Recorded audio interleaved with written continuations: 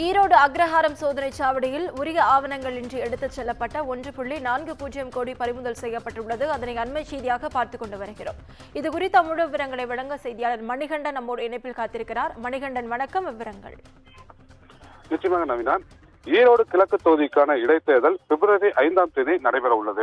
இந்த தேர்தலை ஒட்டி வாக்காளர்களுக்கு பணம் மற்றும் பரிசு பொருட்கள் வழங்குவதை தடுக்கும் விதமாக தேர்தல் பறக்கும் படை மற்றும் நிலை கண்காணிப்பு குழுக்கள் அமைக்கப்பட்டு கிழக்கு தொகுதி முழுவதும் வாகன சோதனைகளில் ஈடுபட்டு வராங்க.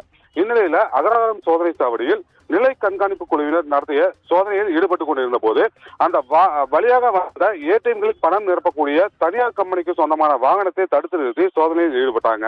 அப்போது அந்த வாகனத்தில் 1,40,00,000 ரூபாய் இருப்பது குறித்து விசாரணை நடத்தினாங்க. அப்போது அந்த பணத்தில் 40 லட்சத்திற்கு மட்டுமே உரிய ஆவணங்கள் வைத்திருந்ததாக கூறப்படுகிறது.